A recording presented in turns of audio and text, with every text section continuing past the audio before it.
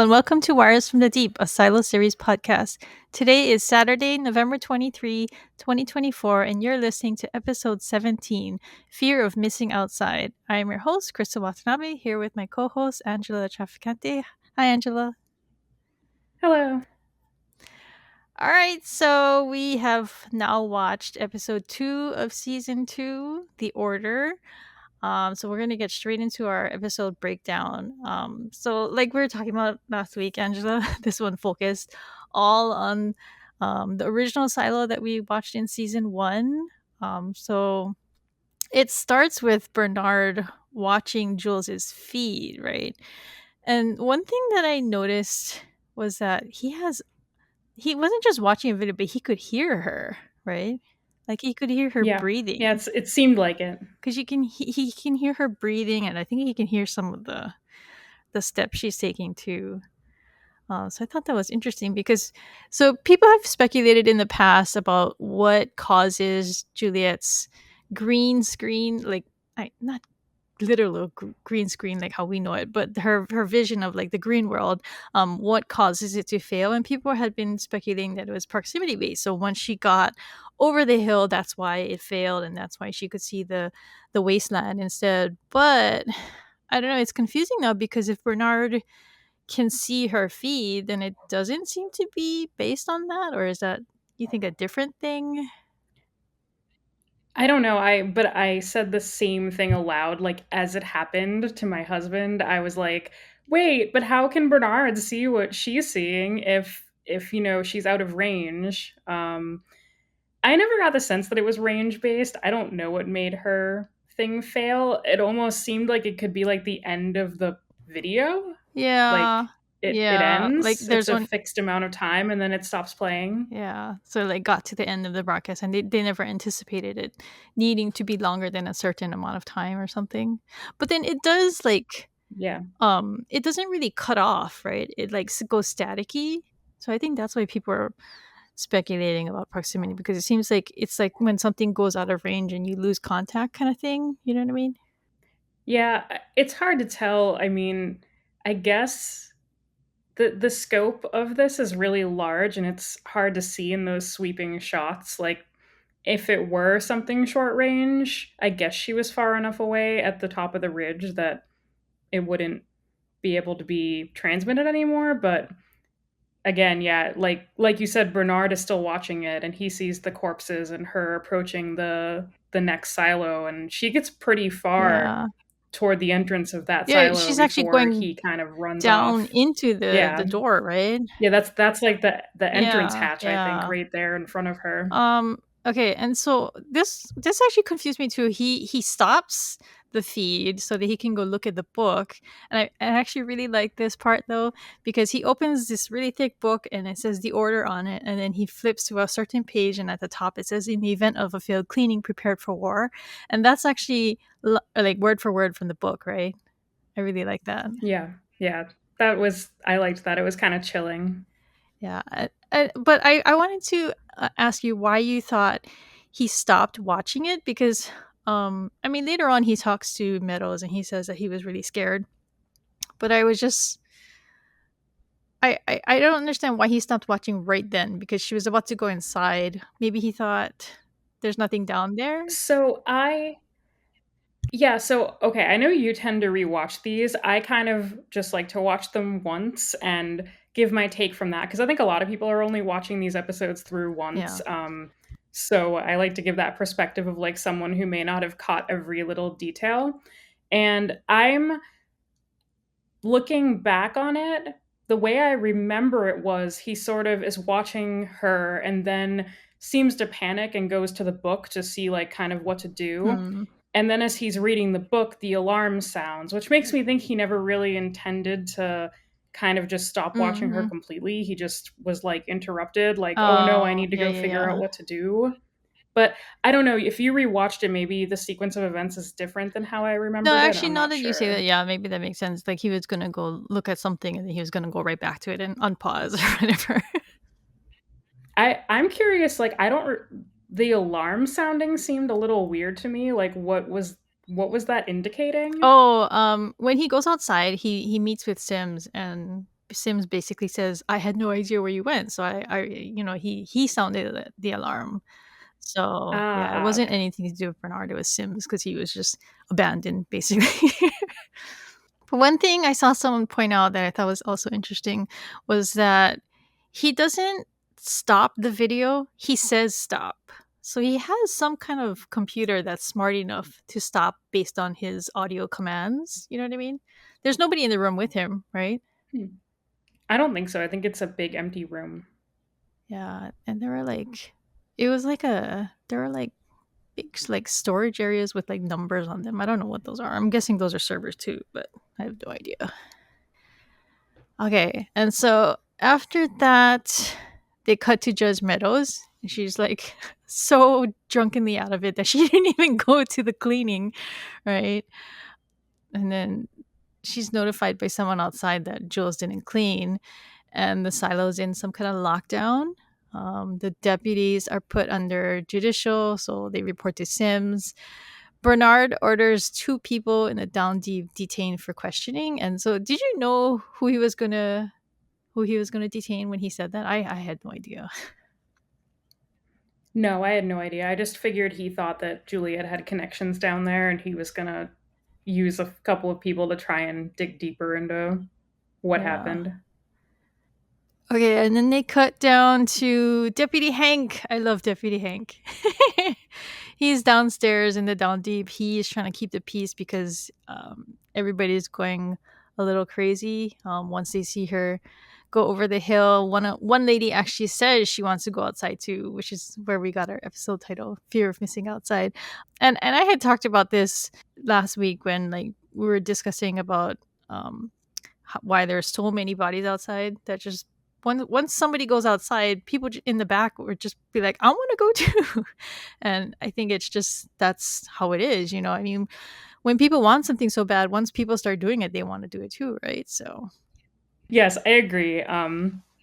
Definitely people want to know what everyone else is seeing and yeah, doing. And then it's just a crush of yeah, people. Like I imagine that a lot of the problem with the silo that Juliet ended up in was also just like not only just herd mentality, but like once you start a sea of people rushing outside, yeah, there's really no way to stop yeah. that, even if things are going bad. So I did find it a little interesting because she says the words that basically doom you to going outside, right? She says she wants to go outside, but everybody basically ignores her, and I guess it's just extenuating circumstances, right? There's just so much going on that they don't have. Yeah. Plus, they're in the down deep. I don't think anyone's gonna. Doesn't doesn't someone also like literally shush her and say like you can't say things like Yeah, that? yeah. I guess she's just lucky that nobody from judicial was seemed to be down there. I don't know. Knox gets up and makes a speech to kind of calm everybody down. Shirley accuses him of turning Jules in, and she suggests shutting off the power, which I actually thought was pretty bad because that's pretty treasonous things to say. And then Walker comes in and hoses everybody down, like literally just sprays him with a hose, which I thought was pretty badass. Not only that, but like it's that sounds like the absolute like that sounds like turning the knob Yeah, all the that's way to that's the end, 11 to right? say, "Oh, let's just shut off the power," right? Like of all the things to say, you jumped from like minor conspiracy that maybe we can deal with to like, "Oh, let's Cut just everybody off. completely rebel." Yeah. So yeah, she went to 50. That's a Princess Bride reference. Sorry. Yes. I did get that. I made a Spinal Tap reference, so we're both making references in the same time period. We're Ah. both very old, if you couldn't tell. Oh, and so earlier when Bernard and Sims were talking, he had also told him to go. What was it? He told him to go follow Jules's dad, right, Dr. Nichols, like not to scare him, but just to watch him.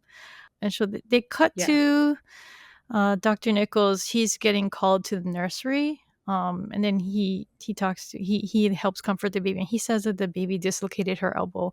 And I was like, what? I mean, the baby's like an infant. I was like, can a baby really dislocate their own joint like that? I thought I don't I thought that was So I know I know nothing about babies, but I've heard that baby bones are all kinds of like wiggly and problematic. Like I so maybe it's easy.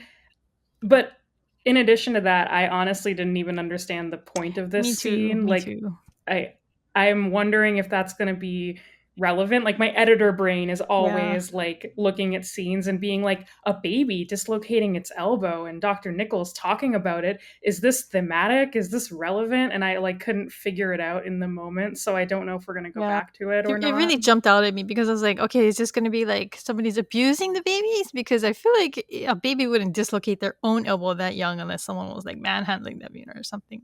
But yeah.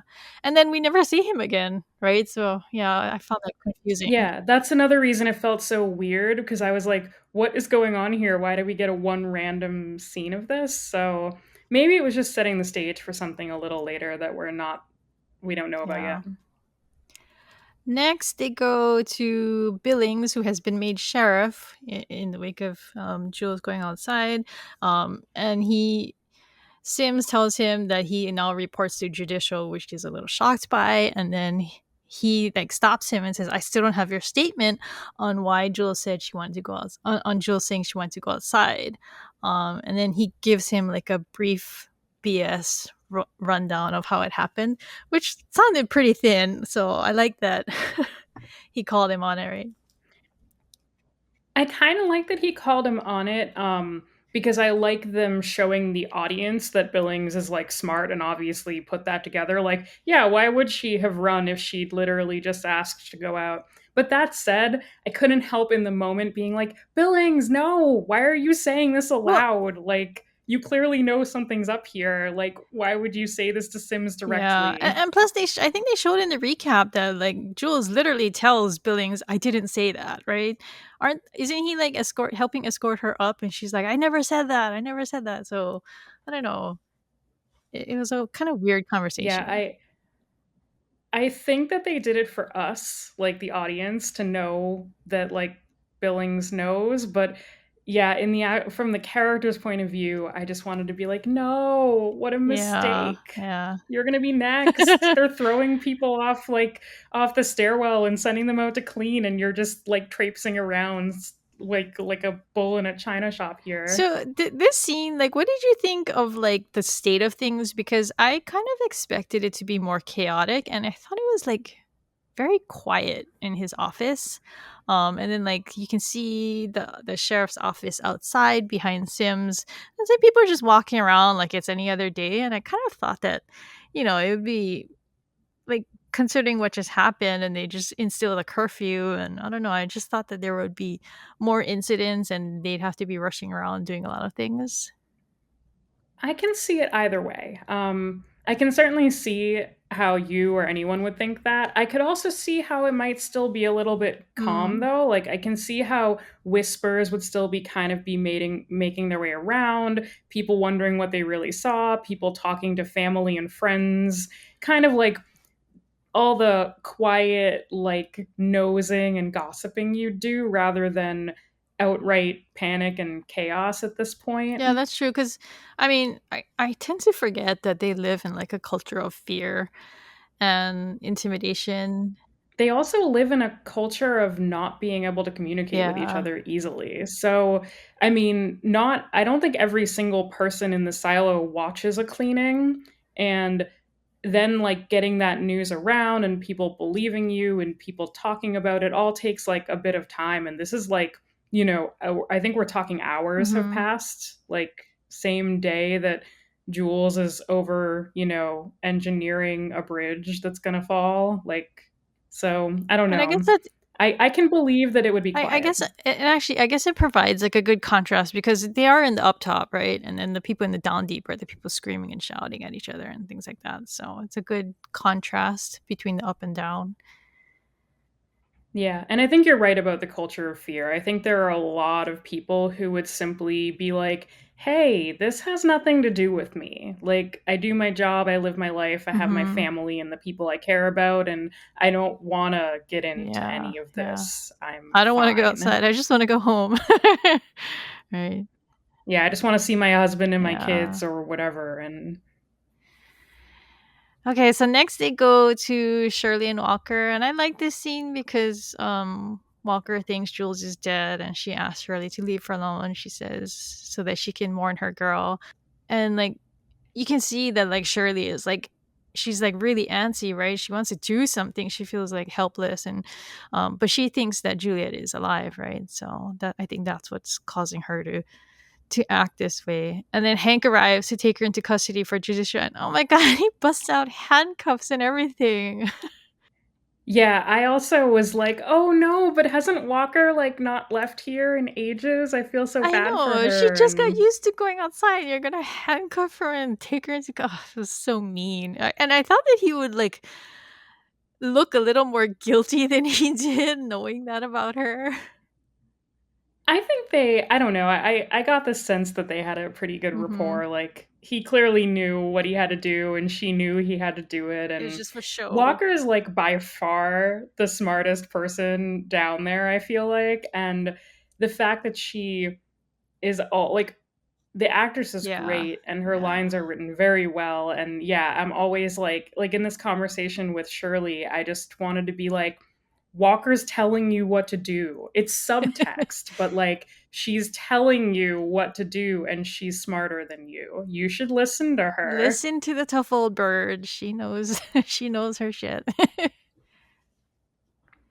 Then they go back to Meadows, and she's talking to her assistant, and her assistant is telling her that Julia walked over the hill, and Meadows tells her that she doesn't believe her. So I was like, oh, the gaslighting starts. Because and at this point we don't actually know what Meadows knows, um, but she's just like kind of I guess in denial. I think she just doesn't Mm, care. Like I think it's like it's been pretty clearly shown she has issues and she's kind of a figurehead and no one really includes her anymore, and I think she's just like, whether she walked over the hill or not, like yeah, she whatever, doesn't give a like shit this about isn't anything. what Seems I like. care about. Yeah, I was curious about this though because it did get me thinking about like the concept of recording things. Like we obviously know that IT can see things. We saw Bernard watching Jules's feed. We know that they have some way of having like digital media, like the recording of the green world that everyone who cleans sees. But how much do they actually record Okay, things, I wonder, like from cameras? Like, do you So know? this was something that I actually do remember from season one. So they think that the wall screen is basically like a window. They understand the concept, I think, of live streams, but they don't understand recordings because remember at one point Jules uncovers a video of George talking to her and he's dead at that point, and she's like really shocked because I think that's the first recorded video she's ever seen with audio. Yeah. So, That, but I also was talking about like what IT specifically mhm. does. Like, are they like obviously IT, or at least Bernard has a greater or a higher level of knowledge of what's going on, and they have servers that are powering, who knows what. But like, are they say was Bernard say watching Jules's feed live, or was he also recording Mm, it? I I th Like, could he I think show it to Sue Meadows if he wanted I to? think he does because, like, he's got that whole room of surveillance cameras, right? And why would you, like, have, like, cameras doing showing things without recording it? I would think that they record everything. So, it's just that the people in IT in or is it IT or just I don't know. But yeah, the people who are in that room and who have the clearance, whatever, they have the concept of recording things, but the people outside, the everyday citizens, they do not. So after this, they show Knox going to a department. I wasn't sure what this was. At first, I thought it was the incinerator, and then someone in the Discord said it was probably a blacksmithing area. Yeah, I got the impression it was an area where they were making Yeah, things. Although I guess you could maybe say that it was like recycling, where they might be taking things and repurposing yeah. them. And, I don't know either, though. like maybe just a general like metal smithing. Because I mean, Jules in the first episode, she puts on a coveralls that says sheet metal. So I guess they must have some kind of maybe like a metalworks kind of place. Yeah. He's actually the first guy we've ever seen in a wheelchair, right? Or is there someone in the first season? I don't remember. But so I don't think so. I think that you're right. I think that he's the first person we've seen, but I'm unsure. yeah, so and apparently like he was saved from some kind of incident by Knox's dad. So he asks him for two things. He says, one, don't make anyone weapons for anyone, and then two, and then they cut it off for suspense. I thought they were going to tell us by the end of the episode, but I guess that's coming later. So what do you think? Two is I think it's hard to speculate, although I was wondering about so one thing, so we haven't quite gotten there yet. It's right coming up next is Bernard's speech, mm-hmm. right? And in the trailer for the season, they show paper fluttering Hmm. down after being like shot into the air, which I thought was going to be in this episode during this speech, but it wasn't. So, right? I'm not No, no, insane, no. right? No, but I think that's actually what it says. Juliet lives right from the trailer, the paper. Yeah, but it wasn't in this Yeah, episode, was no. it? So I think that's coming. So I was Yeah, so I was curious what other gathering we're going to see where this happens maybe, but also I was wondering if maybe the thing that Knox asked for was like that, like something not a weapon, but like something that they could use to like start like the people thinking, but not, really just bring everything up to 11 or 50 or whatever we want to say. So I think he's asking him not to make weapons for anyone else, and his two was, "I want you to make weapons for me, and then hide them so that when he needs them, he can come get them." Because I don't know what else like he would go to this specific guy for if he's like the guy he's like a blacksmith or whatever. Because I mean, you go to a blacksmith for like weapons and armor and stuff like that, right? Or actually, maybe he asked him to make armor. Or to shoot something that will Yeah, shoot paper into the I air. mean, maybe it's both. No, I don't know. I didn't get the impression that Knox was that violent, but maybe it's not as much that he's violent so much as Planning. he's just like hedging and trying to Yeah. plan ahead defensively. I don't know though. Yeah, Maybe he asked him to make I think they're gonna have shields, it maybe. right? Maybe because if it's Oh, defensively and they know yeah. that raiders have weapons and maybe they need shields, right? So okay, so Bernard goes to see Meadows and he asks her to stand with him during his speech, which is coming up. And then he tells her what he saw of Jules's video, and he tells her all about like the bodies from the other silo. So at this point, I was like, "Oh, so he can." She knows about other silos, and I don't know why that was surprising. I guess because she was such a almost like a not really. I mean, she's obviously important, but just because she's so checked out, I guess I just assumed that she was just like, eh, like not really Yeah, important. actually I went to the wiki for like the Silo series TV show, and I because I wanted to know more about her, and she doesn't show up in a lot of episodes before Yeah. this. I think it was 3 and then a few mentions outside of that, and I cuz I hadn't remembered her much at all, and I can see why I didn't remember her because she doesn't really do much in the course of the first season. Yeah, so all I really remember about her is that she is the lady with lots of relics. Like she had like the etch a sketch, and she had like some kind of circle, like boomerang kind of thing. And this time, you can see that there's a kite on her wall, which I thought was interesting because these are all things that like fly in the sky. Although I guess you could fly them in the middle of the silo too. And she has a copy. She had a copy of the Wizard of Oz.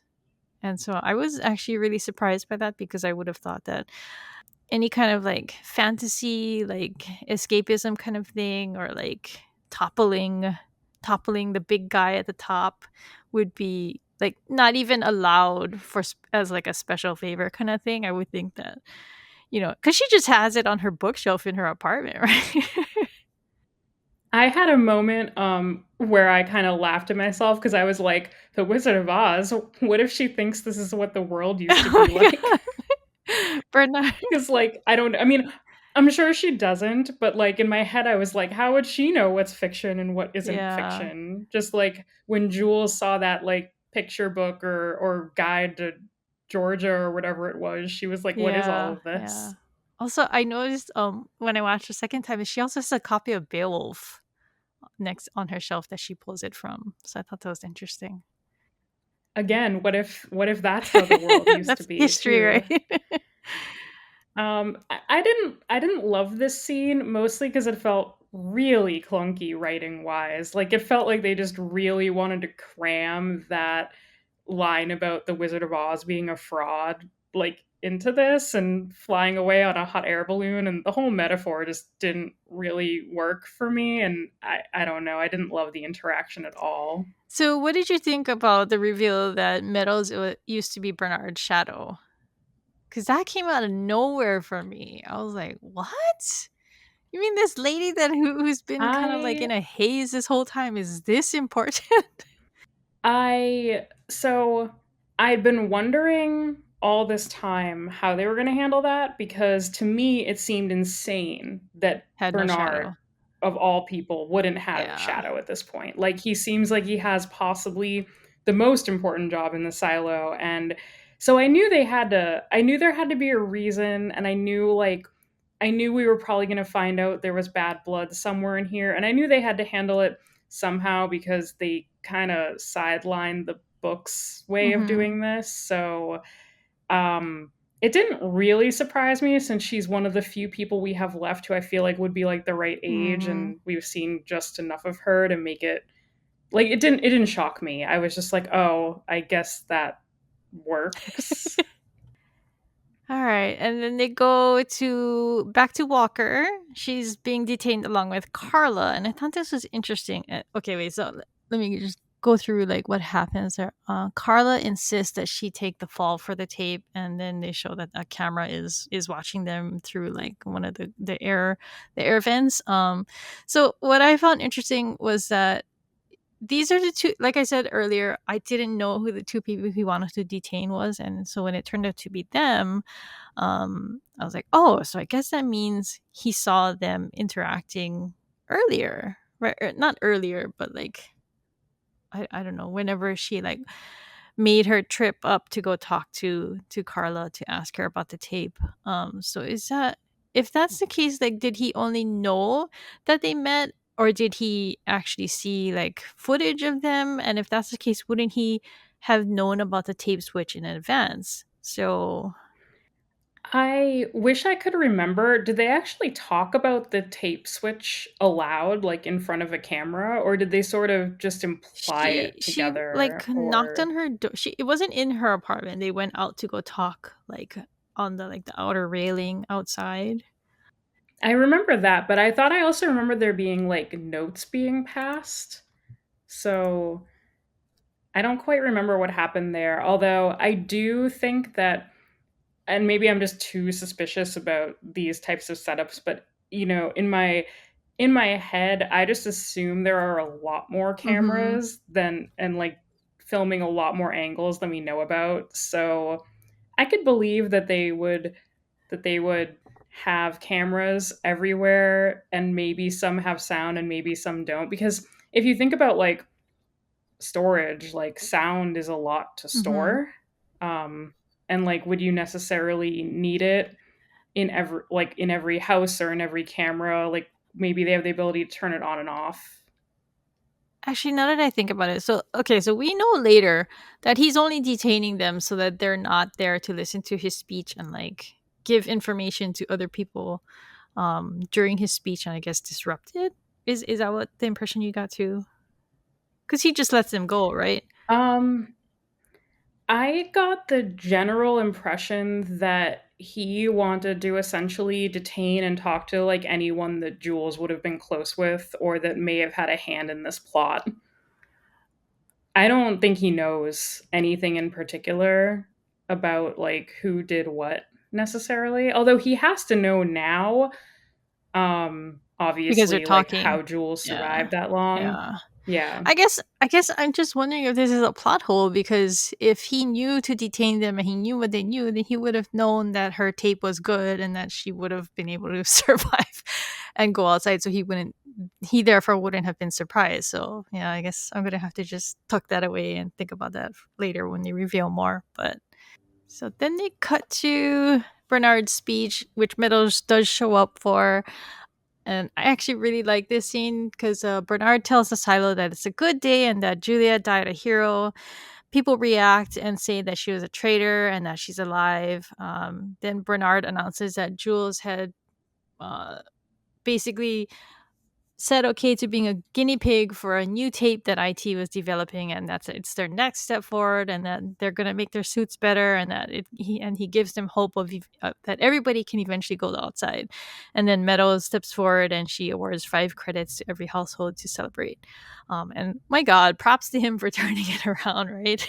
I did not see that coming. Yeah, I loved this scene. I thought that was so smart. He essentially redirected everyone's attention back around to the thing they wanted to do and wanted to know more about, but in like a completely different way that also puts it off into the future. Like, hey, we're working on it and we're thinking about it, but yeah, like it's not ready. Sorry. It was great. I was very impressed by his explanation. And he says it only maybe buys him a few days, but I don't know. I feel like a lot of people would just be content with that, especially with what we were Yeah, talking about yeah, earlier with like the culture of fear and just, being in their own little lives. yeah. It's funny because it's obvious that we're supposed to think of him as the villain because he very like evilly like sends Jules outside on false pretenses and he basically kills her, right? But in this case, I don't know, it's easy to see how he's just doing this for the greater good, right? He's just trying to protect everybody as a whole and make sure that people don't go outside because he talks himself about how scared he was seeing what she saw, right? About all the bodies outside and how they look like they went to war and the whole silo was dead. And so it's like that's like what he's trying to prevent, which you can't really blame him for that, right? So Yeah, I thought the actor did a really good job of conveying like genuine fear and panic at the idea of like of like what he saw from Jules' helmet and also what he thought like might happen or what he thought people would be concerned about. So I did feel for him almost the entire yeah, episode because it was very obvious that he not only thinks he's doing the right thing, but from an audience perspective, it kind of does seem he's like doing the he's right thing. still trying to do the right Yeah. thing. He's just trying to keep everybody alive, right? Well, that's the best part about the dramatic irony because, like, we know, but, like, none of them inside Silo 18 Uh-huh. know. And that's what makes it scary. So, one thing though about this that I've seen people bring up on the subreddit is that because he's so scared of what he saw, this is news to him, right? He's never. It doesn't seem like he's heard about this happening to the silo that's right next door. So does that mean he doesn't have any contact with those other? Because you would think that if they have this high level of technology, that they have some kind of contact with like the people who are at his level would have contact with the other people in his same position. I think there's something to be said about completely siloing, for lack of a better word, people off from one Hmm. another because, as you saw with with the other silo, that very quickly turned into what looked like kind of mass hysteria Hmm. or mass, exodus out of the silo. And you have to think about it like if the silos if can all talk to one another, they could instill that in each Yeah, that's other. true. And That's like that true. might be like something that could spread and you might not want that. Like they may have intentionally cut them all off and just made every one of them more likely to succeed or fail on their Yeah, that's own. true. All right, and then it cuts back down to Shirley, and she's on floor 144, and like all the down deep is gathered there. It looks like, although I'm not sure why they're on the staircase. Did they say why? I don't.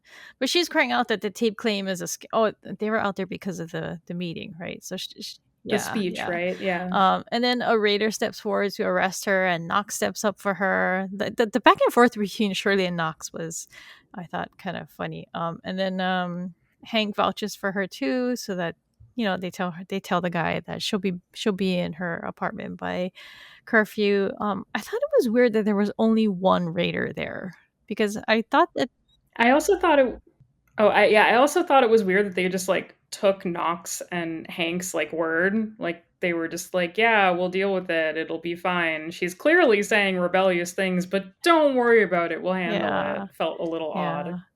I guess that's that's why they only had one there, because maybe he felt like he couldn't actually do anything, because if she had backup like that, then he wouldn't be able to actually take her into custody. Maybe he feared what would happen or whether he'd be successful. It's possible they're laying the groundwork for like them being like kind of overstretched, Mm, like not able to handle, say, the entire down deep like rising up. yeah, because I mean, if you think about it, on like a normal everyday basis, like based on like season one, they've been living in a pretty long time of peace, right? Like, aren't they talking about how it's been pretty boring and quiet and everything, and Freedom Day is basically I think it's been quiet since literally the yeah, rebellion or whatever they talk yeah, about happening like 100 plus years ago. yeah. I forget when So exactly it was, but I think it's been peaceful like the whole yeah, time. so you would think that they wouldn't have a huge force unless it's like mandated, like they have to have a certain amount of raiders and people like that ready for whatever happens. But I don't know. I think a problem with any kind of situation like this is that, I mean, too much time goes by where nothing happens, and then each generation gets more and more complacent, right? So it's hard to uphold the level of urgency, or the importance of things like that. So yeah, I don't know. All right, and then next they revealed that the people who were crying out at Bernard's speech were paid protesters, which I thought was Also very smart. yeah. And then they show Bernard looking at the duck relic, and Sims asks to be his shadow again, but he basically blows him off, right? He basically tells him, "Oh no, that speech only Yeah. brought us a day or two," and then he kind of just says, "Oh, I gotta go, my curfew." I loved this scene, like, just with the duck relic, like, was it important? No. Like, just like, not even gonna explain, like, "Yeah, I mean, it dispensed candy." Like, no explanation, just, "No, it's unimportant, don't think about it." I'm literally looking at one on my desk Yeah, right me now, too. I have actually. mine. Cool. I hung it on my tree last year, so it's gonna go back up on my tree. All right, and then it goes back to okay. So we talked about this already. Hank goes back to Walker and Carla. He lets them go, and then Bernard is going down. He's walking down the stairs, and he sees JL painted in white on the center column, which is for Juliet Lives. And then it goes to Sims talking to his wife. His wife works in judicial, I think, if I remember from last season. And he tells her that he suspects that Meadows and Bernard are connected somehow. And then she mentions that she heard that Meadows used to work in IT before judicial. Um, so what did you think about that? I honestly thought that I couldn't believe he hadn't put this together quicker. I thought it was pretty obvious, and I mean, and I just watched like snippets of them. Like, presumably he lives, and talks to these people all the Yeah. time. And I'm like, wait, so are there no like records that he could have looked at somewhere where he could have seen what Meadows used to do? Yeah, and Sims works in judicial, right? How does that Yeah, relate to what because the deputy is Meadows now reporting to does? him. Meadows is like the head of it, apparently, like the figurehead of Yeah, judicial. she's the judge, right? She's Judge Meadows. But what is Sims? Is he security? Like, so is he like? I think he's head of security. Okay. But yeah, I thought it was weird that he hadn't really thought about this before, and I also thought it was weird that if there were, say, any sort of records he could have looked at, that he hadn't gone and done that, and instead went and talked to his wife and had to like learn this from his Yeah, wife. yeah, that was weird. And plus, they look the same age, so you would think that that would have been something that they've talked about before, especially since Meadows is his boss, right? Yeah, so how would his wife know that, but like he Or wouldn't? like she'd never mentioned it before. I don't know. Especially since he or they obviously talk a lot about him wanting to shadow Bernard, right? So you would think that that would have come up in a past conversation. So I don't know. Do we have any real reasons why Bernard doesn't want to bring Sims in on I don't this? think they've said, not yet anyway. But okay, so that actually takes us into the next thing. So they go back to Meadows and Bernard, and Meadows has been in the server room, and a lot of people have been speculating that this is why she's been a blackout drunk for the last 25 years, is because she couldn't handle what she saw. So I guess she was like a failed shadow. Maybe like Bernard took her in there and she saw everything, she learned everything, and she just like flipped out. Maybe, I don't know. Do you think she had like a nervous breakdown or something over it, or I definitely think that what she saw made her for some reason not want to keep these secrets, but yeah, I don't know. I do think it drove her to what she became because I think they also imply that even in judicial she wasn't really like doing much over Mhm. there, like even after she transferred. Although I guess she got to be the position of judge, so she must have done something, but yeah, I don't know. I was also very confused as to why she would be like allowed to see that and stuff then and just then just go kind like, of go on her merry yeah, way to a different department. yeah. So like, and they've shown in season one that they have the ability to make people forget things, right? So, um, I don't know. So I guess that brings me to: are we meant to think that Bernard and Meadows had a thing, like a romantic thing? Because they seem to be implying that, and I would think that like you said, like why would she be allowed to see all this and then just just be drunk for the next 3 decades or whatever? And she's carrying Yeah, all or these maybe at secrets the very because you would think that least, they would worry about her getting drunk and like saying all these things to whoever, like stumbling outside and just yelling it out, right? But so yeah, or at the very least, maybe Bernard is like protecting her because yeah, he likes her, maybe not romantically, but just, I was close to you and or like I feel responsible for yeah, what happened to yeah. you. But I did think it was weird that she was just allowed to be like to go and pursue like a completely different Mhm. career, like not even in IT, just kind of off on her own thing. Unless there's some really long con going Yeah. on here, like Bernard placed her over there in judicial after she sort of failed out of being a shadow, but we don't there's really no evidence of that. I'm just like making Yeah. that up I right guess we're gonna now. have to wait and see. But yeah, it does seem really suspicious that she would just be allowed to have these secrets and just go like be like non-functional for however long. But I feel like it's got something to do with him making an exception for her based on whatever kind of relationship they have or had or whatever like that. I don't know if it's a friendship or a romantic relationship, but it does seem like she was given a huge pass, right, for what happened. Yeah, that's something I look forward to seeing.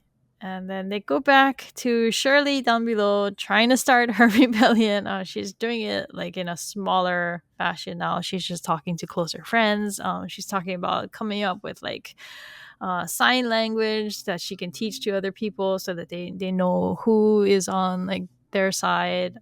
And then Cooper comes out of the shadows, and I felt bad for him because he said, because they immediately just call him a spy. And he tells them that no, he's gonna just cover for them and he wants to join them. And I guess I felt bad because they immediately just like wave him off and just think he's like awful and like a traitor and things like that. But I don't know. I mean, he's one of them too. I don't know. I would have thought that they would have given him the benefit of the doubt a little bit. I think it's just that fear Hmm. coming out maybe, even if it's directed at one of them. Like it's a very scary thing when you're plotting a rebellion to be caught by anyone, even if you think they might be a friend or not. I would be more concerned that, immediately after Walker shows up because she followed Cooper and like she'd be much scarier to me as someone who shows up randomly to my little Yeah, rebellion yeah. meeting. I love this scene because I love her line where she's like, "I followed this mastermind." Her snark is amazing. Her snark is always great. It's just like that's the best part of like her scenes with anyone. All right, and so they go to the last scene. Okay, so earlier Meadows in the scene with Meadows and Bernard, she says, "I want to show you something," and so I thought that was a good tease. But then when it actually comes to it, I was pretty let down. They just show her pouring the last of her liquor down the drain, and she says that she'll help him. I don't know. I was pretty let down by that. And then she says that She wants her hot air balloon. She wants some of the good tape put aside for herself, and she wants to. She says those infamous words. She wants to go out, and that's where they end the episode. So, what did you think about this part? I legitimately don't understand Meadows' characterization at all, and I was so disappointed by exactly what you were, by, like, the whole ending scene. Like, I was prepared for something, like, really Yeah, impactful. Like, yeah, I was prepared for her to show him something useful, for her to say something useful. I didn't know what I wanted. I just wanted something that was, a a decisive action that wasn't completely sort of a selfish letdown. But the more I thought about it while I was kind of looking over our notes, the more I wondered if maybe that's exactly what the writers wanted, was for her to sort of be a I letdown. guess. um like just to sort of, like, you think that she's gonna be more useful, and then right to the very end she's not. I don't know, though. I was very disappointed by it. How about you? Yeah, yeah. I mean, like you said, I was expecting like something tangible, like something like wow, But yeah, instead, and I guess it's because too, like she had already told him I quit drinking today, and then so she just takes him to the sink and pours her liquor down the drain. Just ah, I don't know. It just wasn't what I was expecting, and it wasn't what I wanted. That's all I know. So Yeah, I agree on the not what I wanted, definitely. I wanted more. yeah. All right, and so that's it for the breakdown. So we're gonna discuss what we discussed last week, and we said we're gonna talk about it again this week. Is the pacing? So was this episode better paced? Would it have been better with scenes from the two silos interlaced? And what do you think about people saying that they should have released the first two episodes instead of just the one? So I definitely so this is like what happened was what I thought would Mm-hmm. happen, which is I thought we would get a second episode that was entirely focused on Silo 18. I do think the whole thing felt better paced, but I think it might have only felt that way because we were like following multiple people around and there was Mm-hmm. a bit more going on just in terms of jumping around scenes and jumping around people. Whereas obviously in the first episode it was just Juliet, which was compelling but in like a different way. But when you think about it, like, I still don't feel like a lot Yeah. happened in this episode. Like, certainly not that much more than actually happened in episode one. And I think they both were meant to lay the groundwork for the rest of the season. And I do think I don't think this the summary for the next episode clearly shows that they're going to be like dovetailing, and now we're going to see the all the storylines shown like in each Mm-hmm. episode. So I think that will help. So, like earlier today, when I was thinking about like how I was gonna answer this, I think I thought that it would have been better if they had interlaced scenes between the two episodes. But now that we've talked about it, I think this episode would have been a better premiere episode, just because just I know, like you said, like Juliet is the main character, so like obviously we want to know, but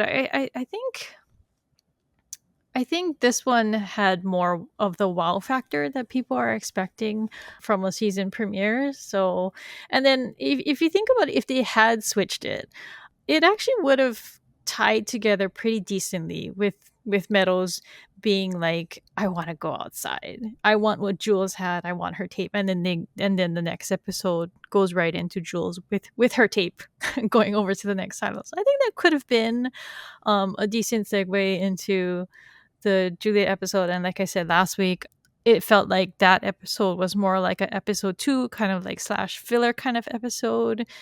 And I don't know, yeah. So I think now my opinion is that it should have been released in reverse order. I think you touched on something just now, though, that's important, which is when you said, should the two have been released at the same time? And I think that would have been a great Mm, compromise. Neither of them are overly long, so I definitely think they could have released them both together on the same day.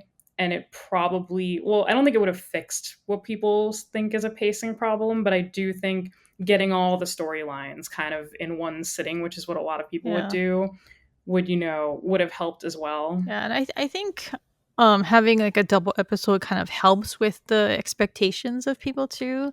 Or they just want a lot to come out in like their first viewing after such a long break. They want to be wild. So I think having like a double episode release kind of would have just helped soften that kind of blow. Yeah. I did think that there was going to be a hook for Juliet at the end of this episode, though. I thought they were kind of going to just cut back to her just so we could smoothly go into episode Yeah. 3, like with more of like an expectation of what they were going to talk about. But that expectation of mine did not come true, and they just stuck with Silo Yeah. 18. I'm definitely excited for next week though, because I wanna find out who's behind the door. Yeah, so we know why the episode is titled that way, but yeah, so without spoiling, that's probably gonna go. It's gonna go back to Juliet, which makes sense though, because if they're gonna switch back and forth, and I think that's gonna be like that's I think a difficult piece to handle with like a single, especially if it's ten episodes, right? So it's like if you have to keep switching back and forth, that's always a difficult thing to handle narratively. So all right, so community reactions. Oh my god, the common complaints have started again. I'm sick of it already. I think it's just Oh, common, like as in complaints about yes. common. Whenever someone Yeah, says it's common, I don't know, I can't process that in a sentence. yeah, lots of complaints about that. And now I'm seeing like I complaints about Meadows, the actress and her acting, but I don't know. For me it's just I think it's too early to make that kind of criticism because I mean she's a drunk. I mean she's passed out most of the time and she's like we're only just getting to like know that she's more important than we've come to see. She's basically only just coming alive at the end of the episode. So I think we'll see more from her going forward and people can judge from there. so I have Yeah, I have no particular opinion on Common either way, actually. He's there. Like, I don't know. I don't hate him. I don't love him. For Meadows, I honestly think the problem right now is the way her character is Yeah. written. I can't pin her down. I can't pin her motivations down. I don't think it's the acting though. I think it's like what she's been given to work with, and I'm hoping they kind of make it a little more cohesive. I don't I mean, know. she seems like she's gonna be spicier based on like how she tells Bernard "fuck off," right? Which I really liked. And then at the end she tells him, "I want my hot air balloon," right? So I think it's too early to have judged like where she's been. She's basically just been like a drunken Haymitch, right? And he became much more Yeah, interesting later in the Hunger Games. So and now he's getting his own he movie is, and he book. is. Um, uh, I do think, or I should say, I don't think that we'll be seeing her going out. I Mhm. don't think Bernard's gonna take that. I don't think it's gonna happen. So I do think we're gonna see more of her character. I just hope it, yeah, like I hope it's spicier. I hope it's more interesting. I hope it's more nuanced.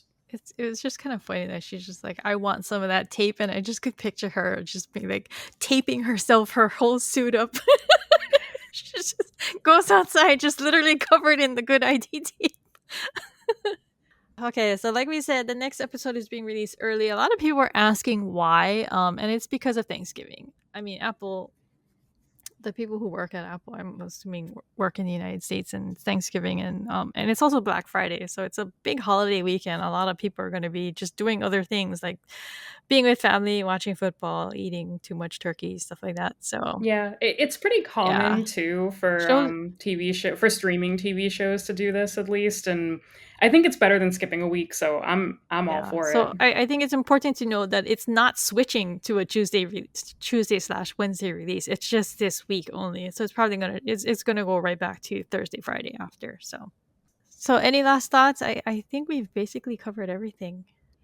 Yeah, I think that's about it. Just excited for next week. Yeah. So just a quick review of what else we've been watching. I am almost done with Bosch. I just hit season 7. Really enjoying that show. It was one of the best detective shows I've ever watched. So and then after that, I guess I haven't had a chance to watch Cross. I started the first episode, but I got really I got really discouraged. You know how we were talking about how shows are too dark. This one was really dark. It's like literally like there's no lights on in the police station. I was just like, what is going on? What the fuck? And then like the lieutenant goes, "Oh, I'm pregnant and I'm having migraines, so I need to have all the lights off." And I was like, "What? Really?" You can't escape it no matter where you go. I know. Oh my god. Like I literally would love to see your actors, please. But yeah, I'll get to that eventually. But I'm probably gonna watch Bosch Legacy after this. So Yeah, I'm watching From still. The season finale is tomorrow, and they did get renewed for season 4, so very okay. exciting.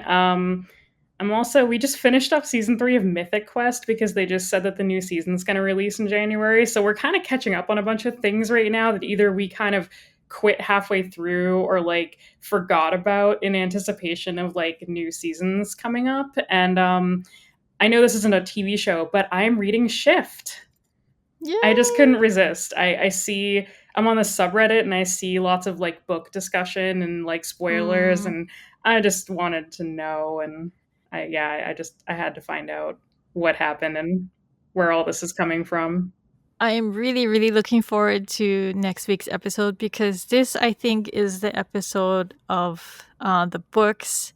Or this episode is going to cover the stuff in the books, which is what I beta read for Hugh all those years ago. So yeah, I'm excited about that. See that come to life. Yeah, I can already see like how they're going to start weaving in more of what's going on, and I'm excited for that. So I encourage anyone to read the books.